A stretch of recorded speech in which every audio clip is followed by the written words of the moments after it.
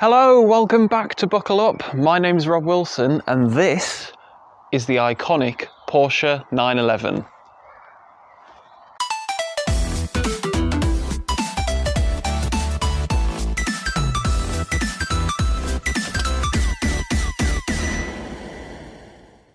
Before we get started, this car's very kindly been lent to Buckle Up by Parkgate Motor Company.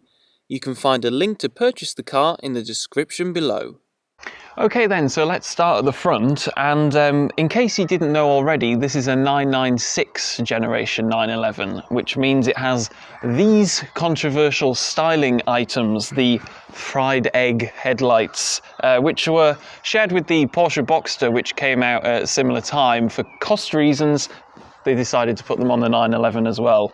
Some people hate them and would never have one because of it. I just think they're slightly more interesting than all the other 911s because they all look basically the same. So having a distinctive feature like that, I think is fine. The other thing to note is, even though this is a rear engine car, in case you didn't know that, the radiator ports are on either side of the air intake at the bottom, so that's nice. You'll also notice that this car has some interesting number plates on it. We'll come to that later on because that's a bit of a clue as to more things about this car. So onto the side now, and as you can see, it looks exactly like every Porsche 911 that there's ever been and ever will be. Some key notes for you in case you don't know that much about 911s is, obviously with the engine being at the back, the fuel tank has to be at the front, hence the fuel filler. These are some rather nice 18-inch wheels, behind which we've got some excellent new brakes provided by Brembo. Rather looking forward to driving with them. Working our way down the side of the car, not really too much going on. It's all like designed very smoothly, no weird angles and stuff like that. Slightly aerodynamic door handles, maybe an interesting feature. And obviously work our way down to the back where the business is on a 911. So I think what we'll do now is look at that in more detail. Okay, so at the back, and the first thing to point out is, in case you didn't guess it from the number plates, it's a Targa. Obviously, the engine is right at the very back of the car, behind the rear axle. So in the early days that made for some interesting handling, but over the many decades that the 911's been on sale, Porsche have refined it so that it doesn't kill you now, which is good. The louvres on the top of the engine bay bonnet, I guess, obviously they're the main providers of cooling into the engine from this point of view. It's also worth noting that while we're here, this is the first water-cooled 911. The major known fault on the 996 911 is the IMS bearing can fail, but luckily this car's had it done, so it should have plenty of trouble-free motoring if you decide to buy it. And what I will do is, because this is a Targa, it's the only 911 where the actual glass panel on the back opens up. So I'll go and flick the switch and we'll move to a better position so you can see what that looks like when it's open. Right, okay then, so door open. There is a middle button that you would not normally have on a 911.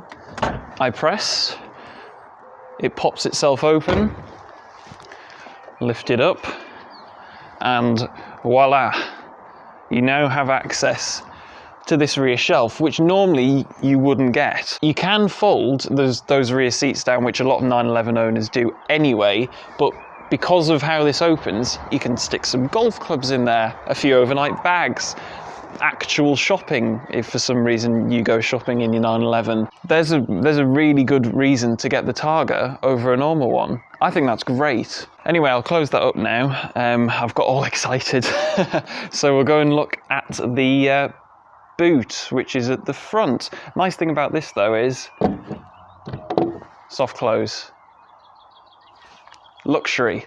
Anyway, let's go there. Right, the front then. So very similar process. Pull a button, opens up. I can show my mechanical ineptness while I find the lever. There we go. Opens up. Perfect. on-gas struts as well, which is nice.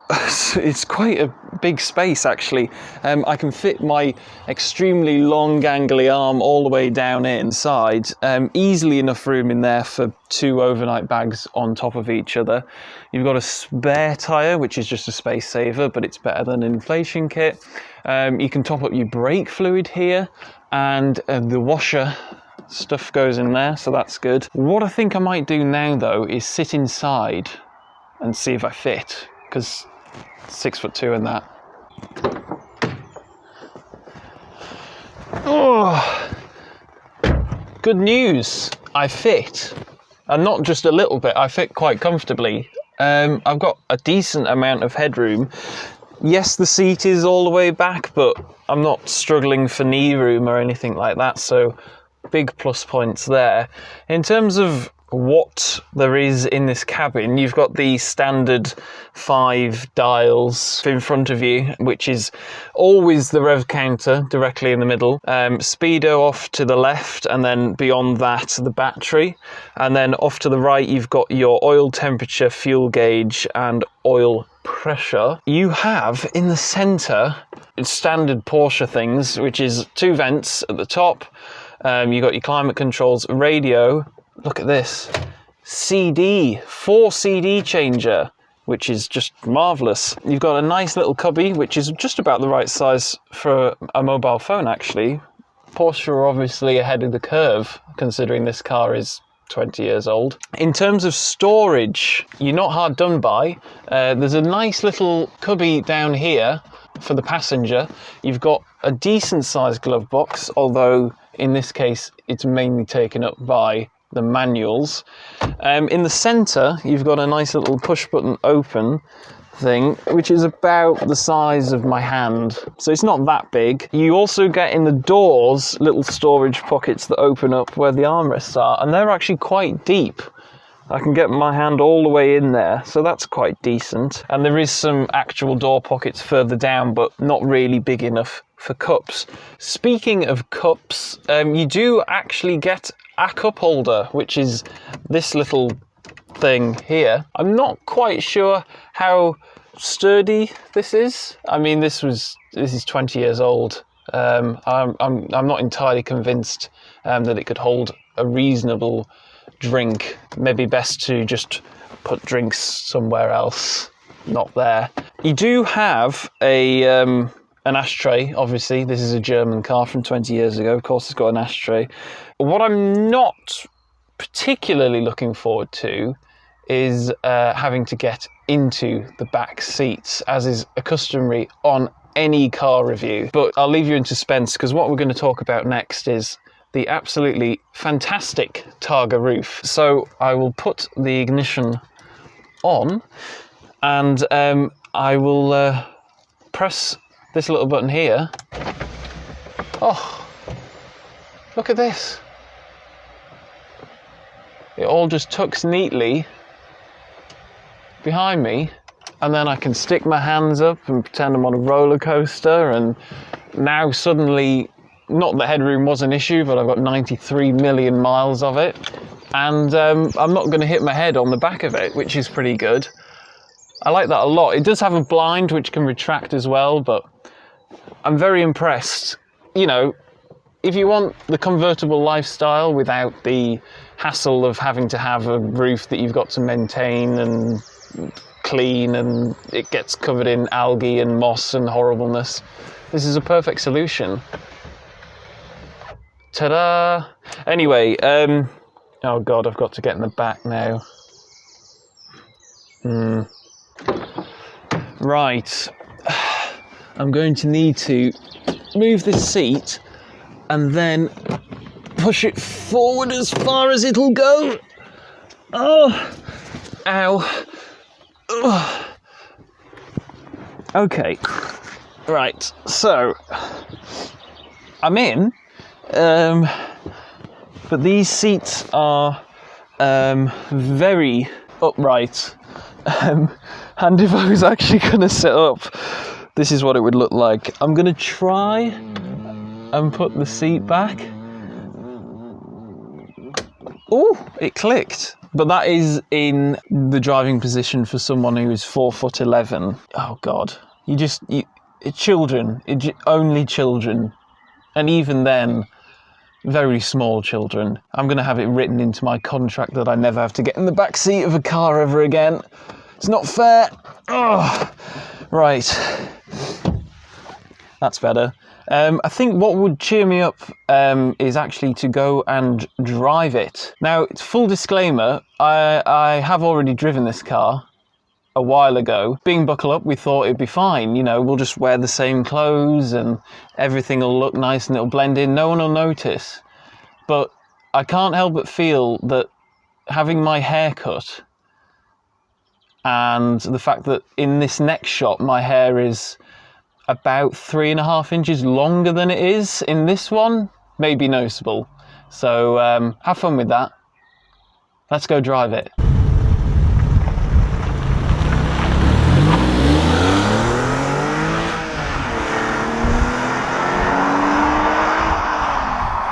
So then, out on the road in the Porsche 911. This is my first Porsche experience, let alone my first 911 experience, so this is going to be a very eye-opening drive, I hope.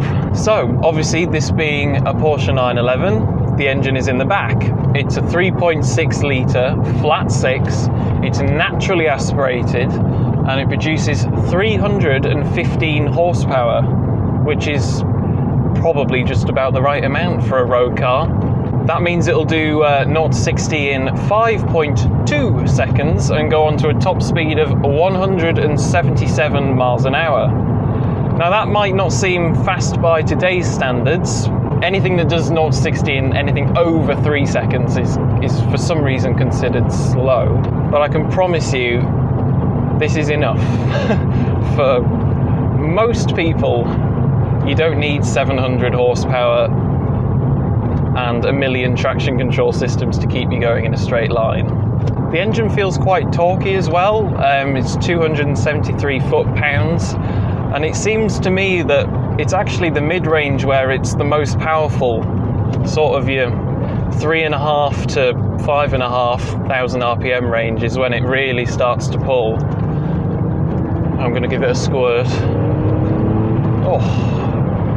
And the engine feels really far away. I have a Lotus Elise, so that's mid-engined, but that engine being all the way at the back, on top of, or basically behind the rear wheels, definitely makes it feel further away and quieter than I was expecting. I think from the outside it'll sound much better.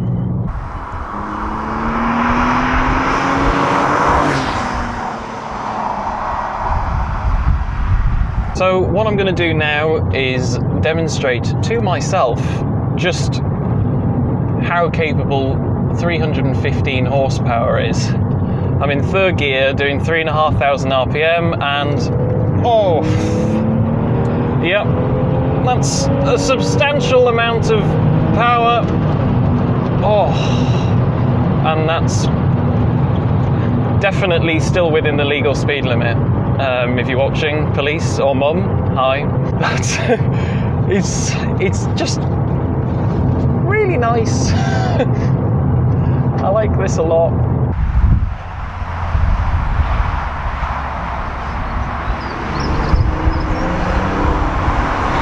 You've got a 6-speed manual gearbox, which is nice in its action. The only thing I would say is that the throw between the gear is a bit longer than I was expecting. I don't know if it's just because it's a slightly older car, but especially compared to something like the Honda Civic Type R that I've driven, that was a really short throw and felt really nice and metallic. This has got a longer throw, but it's no less accurate. I've never missed a gear because of it. It's just a different way of doing it, I guess. This actually gives me a good opportunity to talk about the width of the car, because I've just gone past a van and it's a lot narrower than a lot of other sports cars. Feels like it anyway. The visibility is really good as well, because the front of the car just drops away because obviously there's no engine there. It can be very aerodynamic, and you've just got the haunches where the wheels and the lights are, so you've got quite a clear view ahead.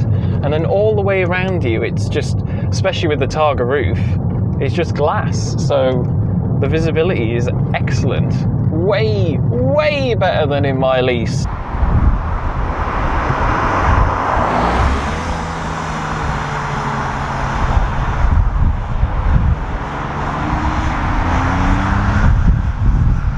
A bit of handling while we're on some twisty bits. Because this is an old car, it's, well, old, 20 years old, it still has hydraulic steering. Remember the hoo-ha when the 911 got electric steering? This doesn't have that. This has got the old-fashioned hydraulic that all the 911 enthusiasts love so dearly. And yes, it's actually really nice. I can see why they missed it. It's very progressive, and because I don't know, because I've never really driven any other rear engine cars, obviously, but the front feels lighter than in any other car I've driven. So the turn-in initially is very sharp, and then the steering actually becomes slightly lighter through the middle of the corner as it wants to sort of push into understeer.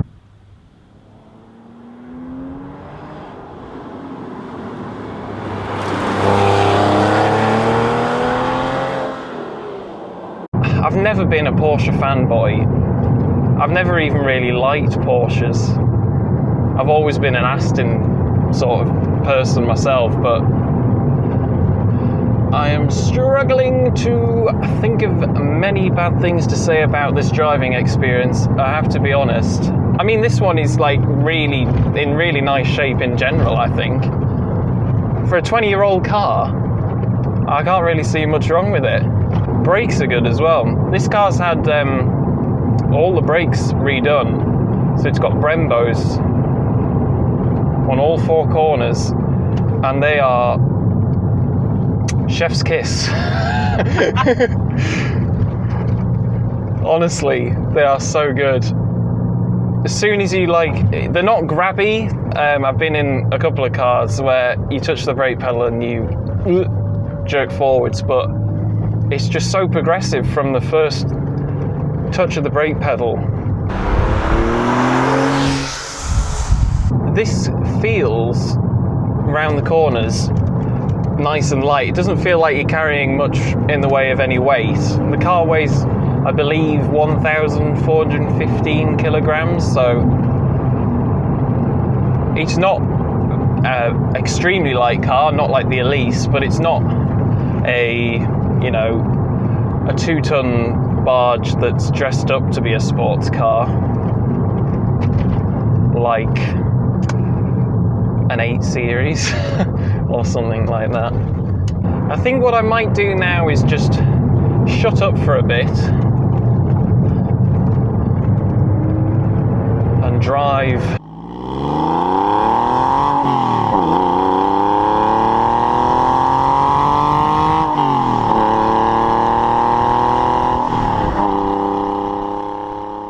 The ride, comfort, suspension, damping, all that sort of stuff is bloody marvellous, for want of a better term. There is obviously lean when you're going into a corner.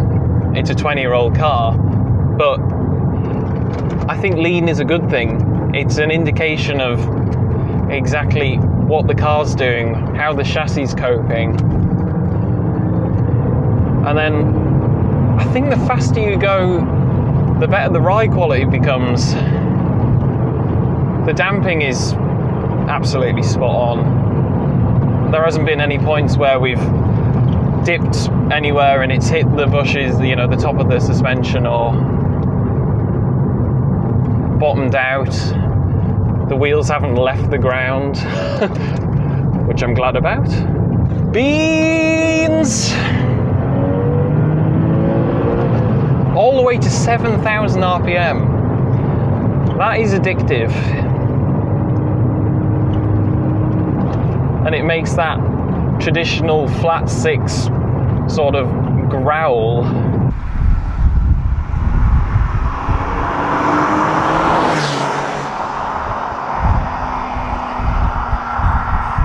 Driving this car, is it comfortable? Yes. I don't have any sort of back pain. The seats are quite nice. I don't know if these just seem like the normal comfort seats rather than anything sporty. The interior, yeah, I mean, it's dated obviously, but it is 20 years old and it's like slab. But I think that's basically standard Porsche interior. Even nowadays, the Taycan still has a flat dashboard similar to this. But last time I checked, no one buys a Porsche 911 for the interior quality. They buy it because it drives like a Porsche 911. Which is very nice. I mean, let's put it this way. No one buys a Porsche 911 as a car to show off in. Because if you were going to do that, you buy a Lamborghini or a Ferrari in a bright colour. You buy one of these because it's all about the driving experience. Not driving around, I don't know, Kensington at 3 miles an hour with your exhaust popping. Right then, I think that's probably enough driving of this, so let's pull over and find somewhere to do a conclusion. I think it might be a good one. Okay then, so summing up the 996 911 Targa. Well, it's just such an accomplished car. You can drive it daily if you wanted to. I'm pretty sure it could do a track day and still excite you if you wanted to. It's comfortable, it's quiet, you could drive long distances in it. As long as it's had the right things done to it, it's very reliable and it's practical. It's got the frunk, it's got the hatch at the back for your golf clubs. I don't really know what more you can ask for in a car, especially one that's also fun. It's a very easy recommendation on this one. If you've got the money and you like the car, buy one. Seriously, do it. Anyway, thank you very much for watching. Remember to like, comment down below about something, and most importantly, subscribe if you're new, and then you can see more videos like this, but with different cars. You can follow us on social media, so that's Facebook, Twitter, Instagram, Drive Tribe, TikTok, probably, Reddit. We also have a Patreon account, so you can donate and give us some money, and you can contribute so we can make more exciting videos like this. And also, we've got some merch. Fantastic news. And look, here's some on the screen. Wow, isn't it lovely? Go and buy some. That's a great way to give us some money as well. Anyway, that'll do.